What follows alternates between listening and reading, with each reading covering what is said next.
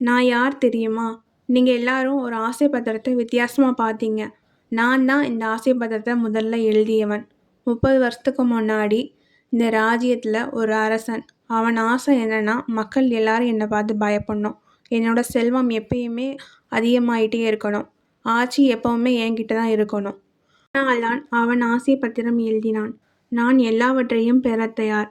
எதை வேண்டுமானாலும் இழப்பேன். அந்த பத்திரம் அவனிடம் கேட்டது. முதலில் எதை இழப்பாய்? அவன் சிரிச்சான். கருணை. அந்த நிமிஷம் அவன் அரசனானான். ஆண்டுகள் சென்றது. விவசாயிகள் நிலம் இழந்தார்கள். செல்வம் குவிந்தது. உண்மை பேசியவர்கள் காணாமல் போனார்கள். அரசன் மட்டும் நிம்மதியாக இருந்தான். ஆனா ஒரு நாள் அவனோட மகள் கேக்குறா, அப்பா, இந்த ராஜ்யம் யாருடையது? அந்த கேள்வி அவன் மனதை உறுத்தியது. அவன் மீண்டும் ஆசை பத்திரத்தை எடுத்தான்.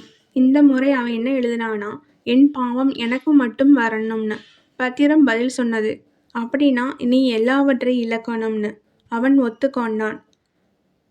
அடுத்த நாள் என்னாச்சுன்னா, அரண்மனை இல்லை, பெயர் இல்லை, செல்வம் இல்லை, அதிகாரம் இல்லை. அவன் உயிரோட இருந்தான். ஆனா யாரும் அவனை அடையாளம் காணல. அவன்தான் இன்றைய பிச்சைக்காரன். ஏன் அந்த பத்திரத்தை கிழிச்சேன்னு சொல்லிட்டு அவன் சொல்றான். ஆசை பத்திரம் மனிதனை கெடுக்கும். ஆனா அதை கிழிக்கிறதுக்கு ஒரு மனிதன் முழுசா உடையணும்னு. அதனால்தான் அவன் கிழிச்சான் அந்த பத்திரத்தை.